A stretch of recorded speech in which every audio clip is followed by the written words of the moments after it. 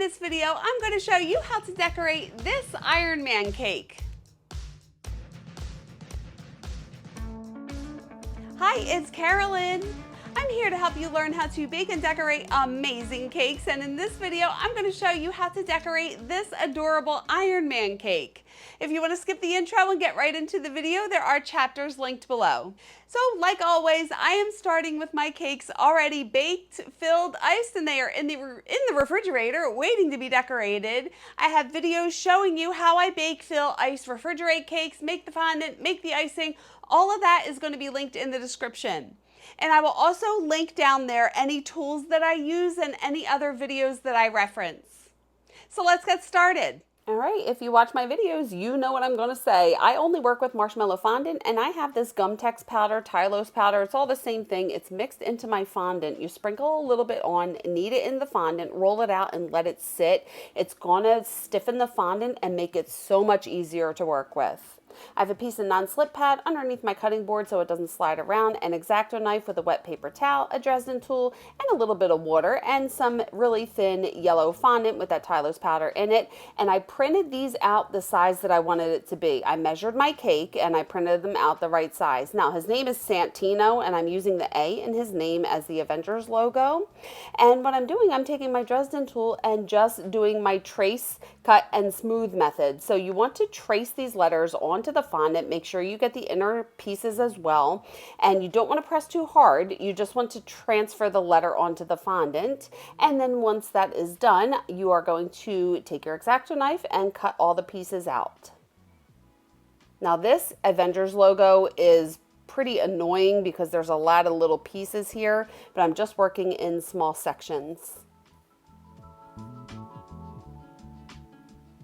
And anytime I cut anything out of fondant, I'm taking the time and using my fingers and my tools to smooth my cuts, realign that on top of the paper, and then I'm going to cut the rest of the letters out. So again, you always want to cut the center pieces of the letters out first and smooth them, and then cut the rest of it out. Trust me, it's just so much easier to do it that way. And I'm going to link in the description all of the pictures and the font that I used. I believe this is Dimbo font that I used for the name. And now I have some thin red fondant, and I'm going to do the same trace, cut, and smooth method, tracing the Iron Man letters onto the red fondant.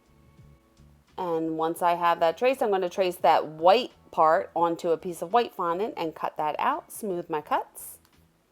And now I'm cutting the rest of the red letters out. And again, cutting the center pieces out first and smoothing them with my tools and my fingers.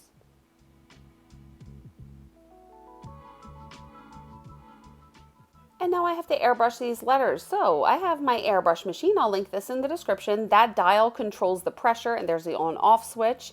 And I'm just going to slightly pull back that trigger. I don't have to pull it back too far. You have to use airbrush coloring in an airbrush gun. And I have a gloved hand because this stuff gets everywhere. I'm just doing a little tester right there. And do you see the picture how the bottom half is just black? So I'm just holding the letters at the top so they don't spray all over the place. And I'm just spraying it black. This O, I'm just spraying black around the edges, and then always rinse it out in hot water. And I'm going to set that aside to dry for about 20 minutes. Now I have some Rollcom Super Silver. I'll link this in the description. I always pour a little bit of the powder in that cup, and then I thin it out with a little bit of lemon extract. The lemon extract dries really fast. So I'm just using a paintbrush, and I'm just painting all of these letters. You want to make sure that you get the inner parts and also the sides as well. And anytime I paint anything gold, I like to do 2 coats. The second coat just really makes it look bright gold. And that looks good. I'm going to set that aside to dry. Now I want to have a gold background to this Iron Man lettering, but I can't glue these letters down first. So I'm keeping the letter in place, and I am just cutting an even border around each letter. And then after I paint them gold, I'll glue them back down, but I can't paint them gold with the red letter stuck to it. So this is why I do it this way. Just cut an even border, and then I'm going to do the same thing. Now I needed a little bit more powder, thin it out with some of that lemon extract, and I'm doing 2 coats of the gold paint on these letters. Now I'm letting all these letters dry for about 5 to 10 minutes, and then I'm taking my fingers and just running them along the edges of the letters to get rid of any gold dust that is sticking to the letters. That way it doesn't get onto the cake. And now I want to get a little bit of water behind the red letters and then stick it to the gold ones to make sure that there's an even gold background behind each one. And now for the name, I'm going to do the gold lettering on a black background. So I have that black fondant rolled out really thin. And again, it does have that gum text powder mixed into it so it can dry a little stiff. And just be careful because you don't want to transfer that gold onto the black. And again, I'm cutting the centerpiece out first and then using my tools to smooth it out. And then I'm cutting an even black border around all of these letters. And then smoothing my cuts and doing the same thing for all of them.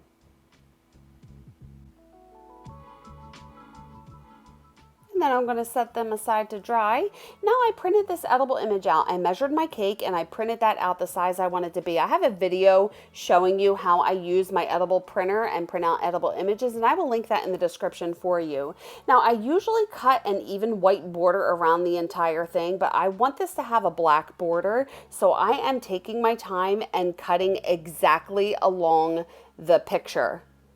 Once that's done, I'm getting a paper towel down and I'm flipping that over and get a little bit of piping gel on a paintbrush, and I'm carefully holding that in place with one hand and then painting the piping gel all along the back, and you want to make sure you get it to the edges. That way the edges are going to stick down onto the fondant and not peel. Now I have this black fondant rolled out really thin. Again, it does have that Tylose powder, gum text powder in it. And do you see how I'm like curling it and letting it fall down to the fondant? That way no air bubbles are going to form behind it, and I'm just pressing it down, making sure that all the edges are down. And now I'm getting really close and cutting an even black border around the entire thing with my X-Acto knife.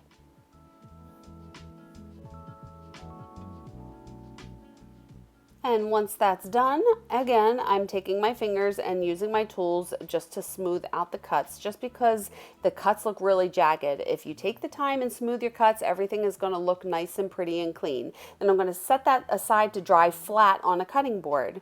Now I did the same thing. I printed out a couple more pictures. I measured my cake and printed them out the size that I want it to be, and then I cut them out, and I'm cutting this even black border around these other two pictures, and then smoothing my cuts. And again, I'm going to set them on a cutting board to dry so they dry flat, and set that aside. Now I rolled out this black fondant really thin. Again, it does have that Tylose powder, and I ended up putting those letters in a Ziploc bag because I didn't want them to dry too hard. I still wanted them to be pliable. And now I'm lining these up on the black fondant, and I want to make sure that they are in a straight line before I glue these down. So I'm getting a little bit of water behind each letter and then making sure I have them on here perfectly straight. Then I have this ribbon cutter here, and I made sure it was the correct width, so I have a black border on the bottom and the top, and I am just slowly, carefully cutting this out. And then I'm cutting it down on the edges so there's an even black border around the entire thing. I'm going to take my fingers and just smooth my cuts, and I want this to dry flat as well, so I'm just leaving that on there. And I did flip that edible image over so the air could hit the fondant and dry it from the back, because I want that to dry really hard, using my rulers just to make sure that's straight. And let's set that aside. Now let's make the number. I printed this out the size that I want it to be. I have a PDF with my favorite numbers, and I'm going to link that in the description.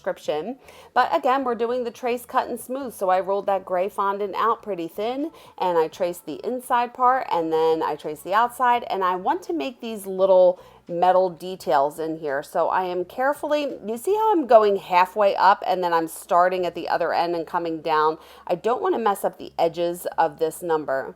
So I'm just randomly putting these lines in here. And then I have this little mini ball tool. I will link that in the description. And I do one in the corner, and then I do one in the middle, and then I just try to make it even, right? Do you see how I'm doing one on the end and then two in the middle, one in the middle, 1, 2, 1, 2. So I'm trying to just make it as even as possible. So I have 3, and then I'm doing 2 in the middle, 2 in the middle. Does that make sense? That way it's just more symmetrical. And again, I'm just cutting out the centerpiece first, and then I'm cutting out the rest of the number. And smooth my cuts like always. And I have to paint this silver, so now I have some Rolcom Super Silver, and again a little bit of lemon extract in that cup, and paint this on here, and I'm going to do 2 coats of the silver. And let's set that aside to dry. Then I am getting a little bit of water. It dried for about 10 minutes, and I rolled this black fondant out about a 1/2 inch thick, and I'm carefully putting this on top. And then since this is a thicker piece of fondant, I'm taking my X-Acto knife and I'm only sticking the tip in just to get a guideline. I like to do it this way so it doesn't mess up the fondant when I cut it out. And then when I have that guideline done, I'm going to stick the tip all the way down to the cutting board and cut this out.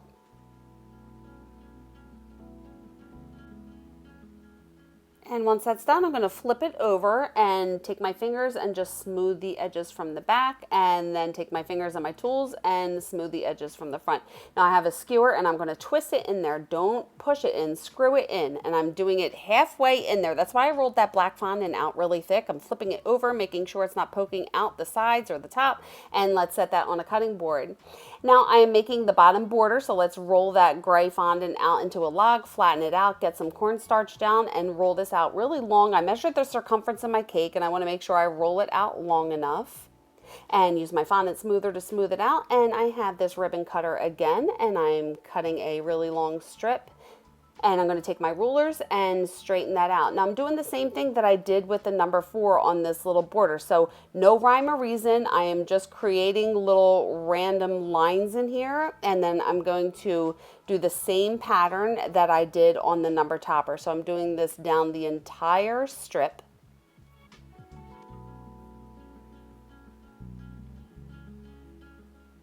And then just straighten it out with my rulers. And again, take that little ball tool, do 1 on the edges, 1 in the middle, and then 2 in between. Just trying to make it look as even as possible. This was a little time consuming. It probably took me about 10 minutes to get all of these in here, but just doing it against all of the lines in there. And straighten that out 1 more time. And now we have to paint it silver again. So I have that lemon extract with the Rolcom Super Silver, and I'm doing 2 coats of the silver on here.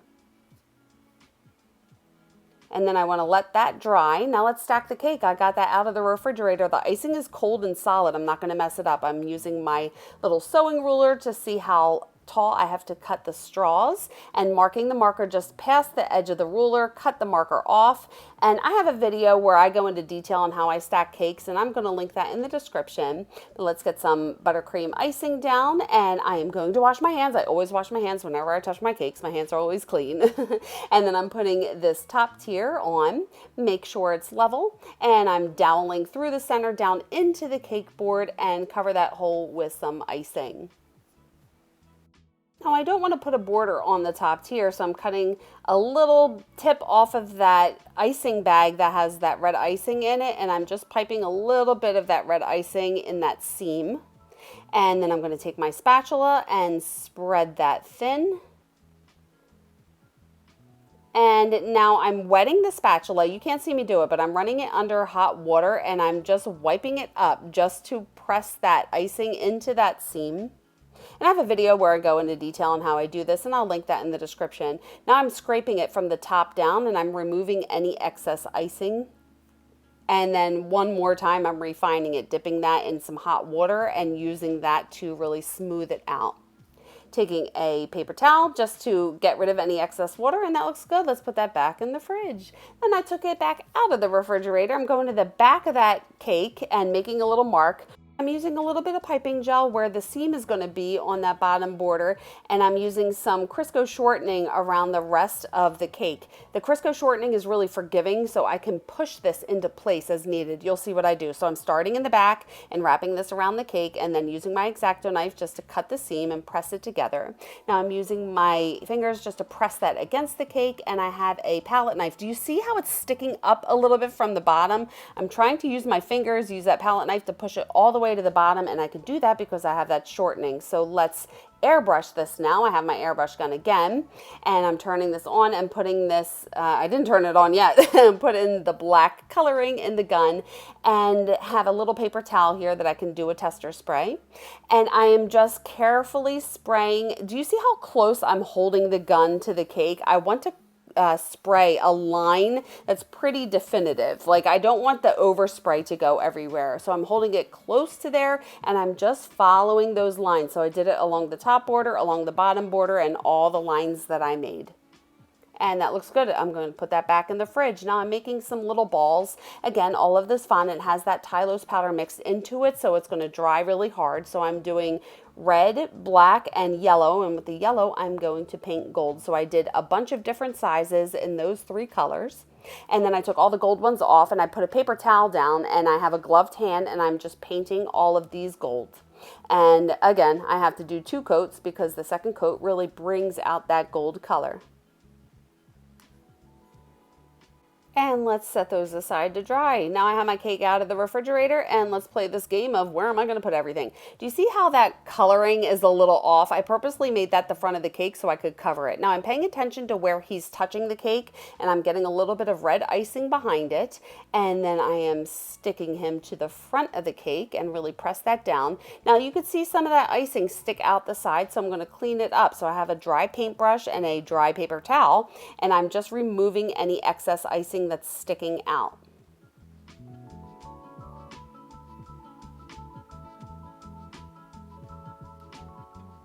And now I'm getting a toothpick on either side of the skewer. That way when I stick it in the top of the cake, it's not going to twist.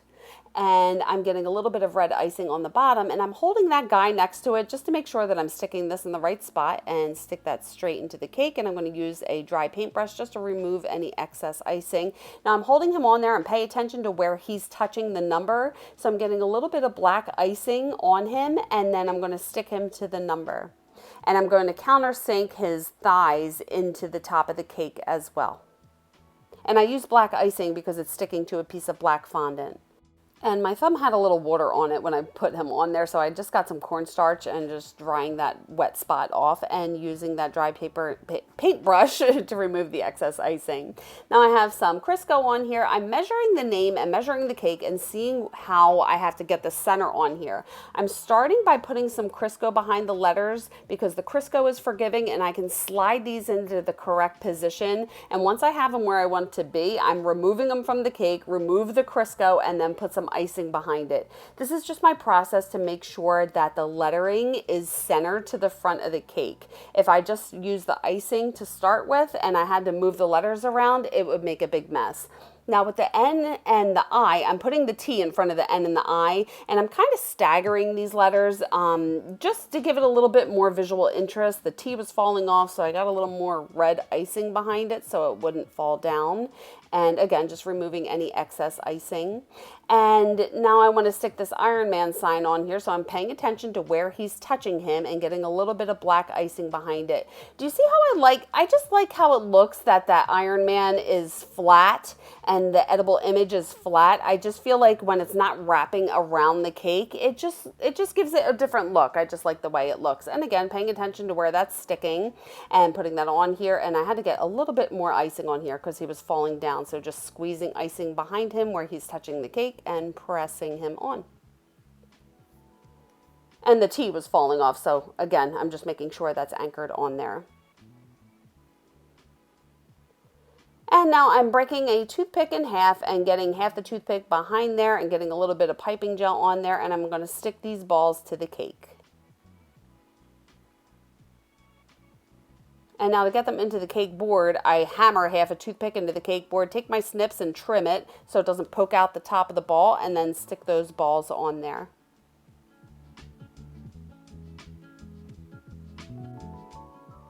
And just no rhyme or reason, just sticking these balls all over the cake. And I totally forgot to airbrush this top. I'm doing it just like I did that bottom border, doing the edges and all through the lines. And I actually sprayed a little bit of the black airbrush coloring on the red part of the cake. And there is the cake. How cool is that? So there you go. I just love this design so much, and it is like an intermediate design.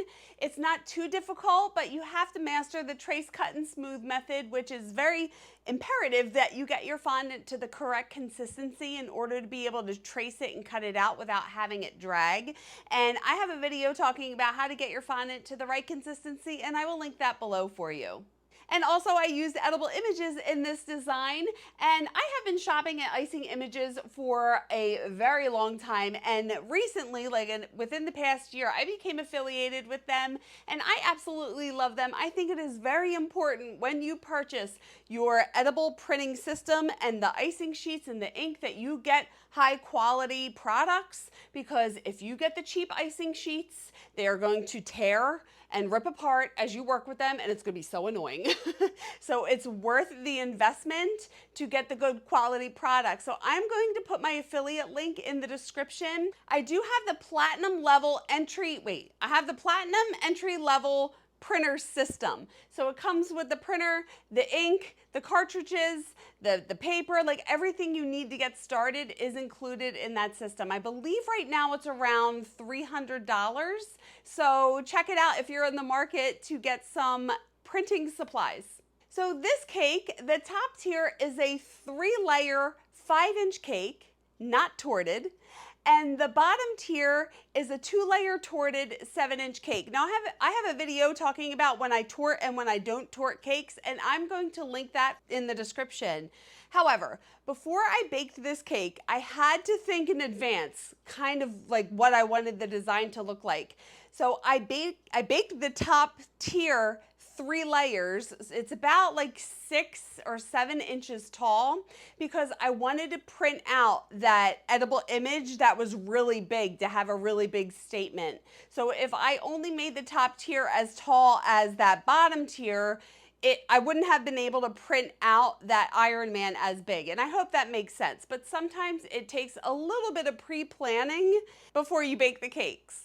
But this cake feeds about 30 to 35 people. And I asked Santino's mom if I could share this picture of him with his cake, because how adorable is he? I can't even stand it. He is so cute. And usually when I make cakes, I ask my customers to send me pictures of their kids or them with their cakes. Just seeing those happy faces with the cakes really makes my day. And it makes all of those long hours worth it. So I think that's it. What new techniques did you learn in this video? I would love to know. Leave them in the comments below. And just a reminder, I now have a KakeAcademy membership program. There are 3 tiers to the program. The base tier is a Cake Pop tier, where you can support me monthly and help me create more content for you. And you would also get access to free and discounted extras. Extras are things like PDFs and recipe ebooks that I release. And then the top 2 tiers, the cupcake tier and the dessert table tier, both have access to my exclusive Facebook group.